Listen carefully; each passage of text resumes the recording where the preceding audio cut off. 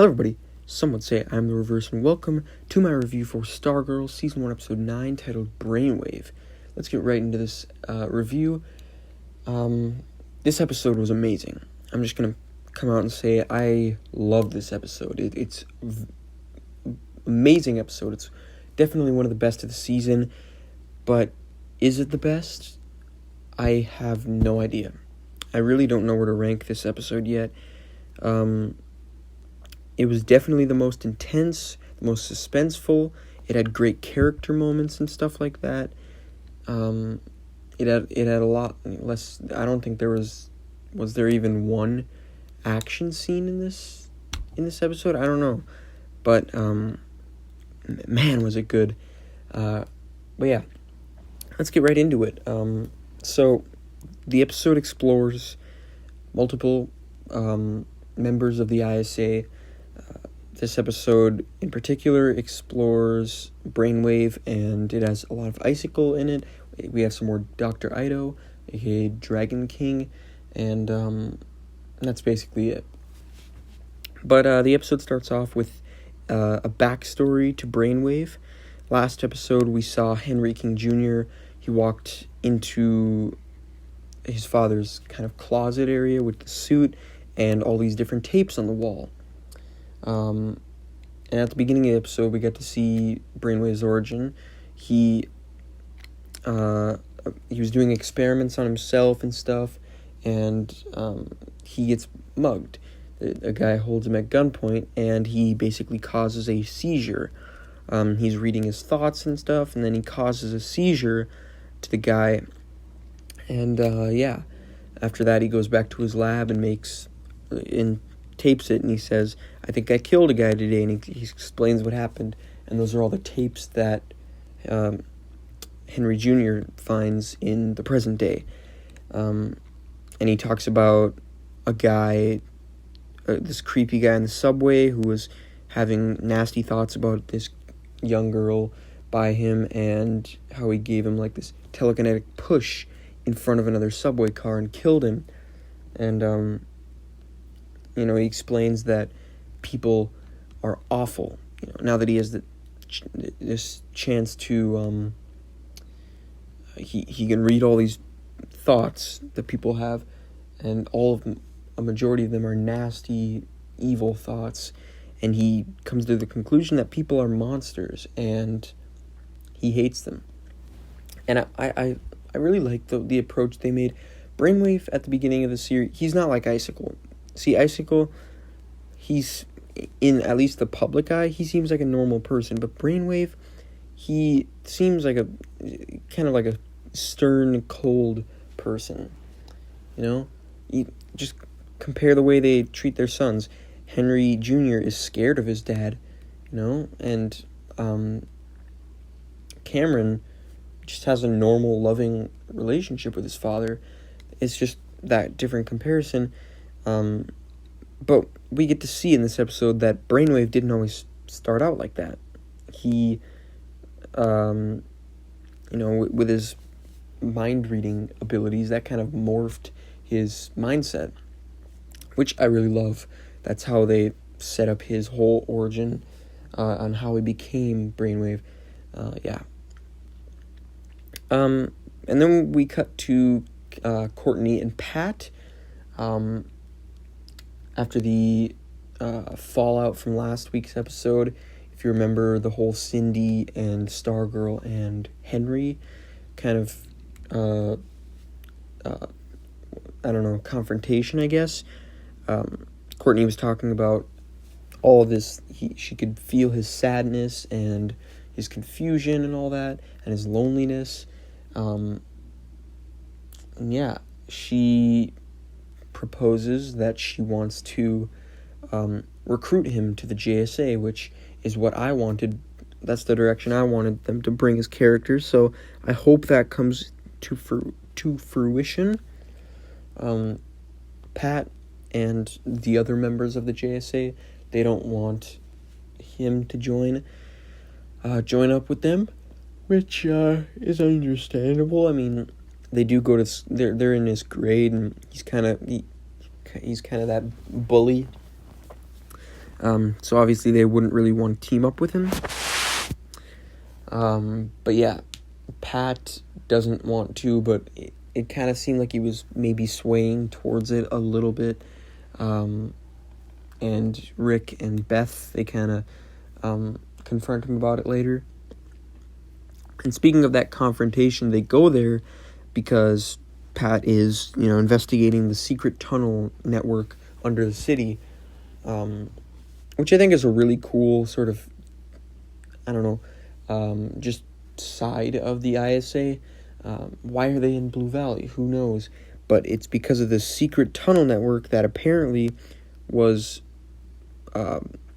built when the city was built by the colonizers who came here, basically, and they built Blue Valley to separate themselves from everything else, and they had all these secret tunnel networks, and the ISA came here because of that, so they could use these tunnel networks. And I think the tunnels just kind of burrowing through the city, it's pretty creepy, actually. And I'm guessing all the supervillain houses just kind of dig into those tunnels, kind of like a basement. It's pretty creepy, not gonna lie, but I like it. So with Brainwave Jr., now he's watching all these tapes. Sorry if I'm jumping around from plotline to plotline. It's just a lot kind of happened in this episode with just a bunch of different characters and stuff. So yeah, I'm just kind of jumbling through it. But back to Henry King Jr. He is watching his father's tapes and stuff, and he's reading people's minds, and he's realizing that from all these evil thoughts, like the doctor that walks in, who's treating Dr. King, he's saying that he hates Dr. King, or that he's never liked Dr. King, and also the lawyer that comes in later in the episode is talking about he is basically lying to Henry King Jr., and he just wants money. And that's when Henry King finally snaps. But yeah, all these evil thoughts, and he's kind of adopting the same mindset as his father, how humanity is evil and people are evil stuff. And Courtney even comes by when she's trying to recruit him, and kind of tells him that, we all have our evil thoughts and our good thoughts and stuff. But yeah. But then at the end of the episode, the lawyer comes by, Brainwave's lawyer, and he explains that Brainwave said that if this happened, if he went into this coma ever, that there would be a certain amount of time before the life support, they should cut the life support. And then, obviously Henry King can read his mind, and he finds out that the lawyer was lying. And he was just doing it to try to get money from Brainwave. So, naturally, Henry King Jr. kills him. He kind of, he gives him a seizure, which was an awesome scene. The dude was just, writhing around, and, he fell on the ground, and blood poured out of his eye, or not poured, kind of dripped out of his eyes and mouth, and it was an awesome scene. I think I've said before that murder is great on TV, and this scene was a good example of that. But yeah, awesome way to set up Brainwave Jr. We also have some Icicle stuff in this episode. Obviously, Icicle works with Barbara, and they shared a few scenes, and Barbara eventually had him over for dinner. Not for anything kinky like that. For dinner. Him and Cameron and the grandparents, the Norwegian grandparents we got to see earlier in the series, they came over for dinner. And all was well and good. Courtney, usually in TV sometimes, on these superhero shows, for example on Arrow, on the Promise episode, when Slade Wilson infiltrates the Queen Mansion, kind of, and he's walking around with Oliver's family. Oliver is aware of Slade and the fact that he's the supervillain. But here, Pat and Courtney, they don't even suspect Jordan of being Icicle, which is just very interesting. They just think he's a normal guy. But what's even more interesting is how they find out he's Icicle when he's at their house. Once the dumplings run out, she goes to the oven. Courtney goes to the oven and gets the other pan, and the hot pan. She brings it over to the table with, oven mitts on and stuff, and he just grabs it. It is a hot plate. It's burning hot. It's scalding hot, and he grabs it with his bare hands and, moves it and stuff, and that's what tips her off. And she pulls Pat into the kitchen, and she tells him, I think Jordan is Icicle. So yeah, that was an awesome way to reveal that to them. Also, they don't know if Cameron is in on it too, because obviously we have Dr. Ido and Cindy, and we have Henry King now, who is either going to be a hero or a villain. But they don't know if Cameron is also in on it. So yeah, I don't know. We'll have to wait and see. If for now it seems Cameron isn't in on it, but it'd be quite a reveal if they automatically just out of nowhere reveal that he is Icicle Jr. That'd be pretty crazy. It's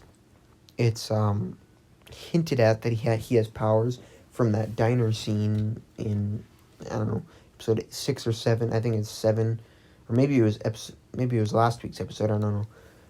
But yeah, when he had that cold breath of air coming out of his mouth, it was hinted at that he has powers. But we don't know if he's going to be a hero or a villain. My guess is that he's going to be a hero. I hope he's a hero. That'd be pretty interesting dynamic, especially because unlike Brainwave and his son, him and his father have a close connection. So his father being a villain, him being a hero, that's a very tragic, it's clash. So yeah. But then after they leave, Pat and Courtney go down to the basement, and the whole time they've been contemplating about telling Barbara about it, and Courtney wants to use the staff to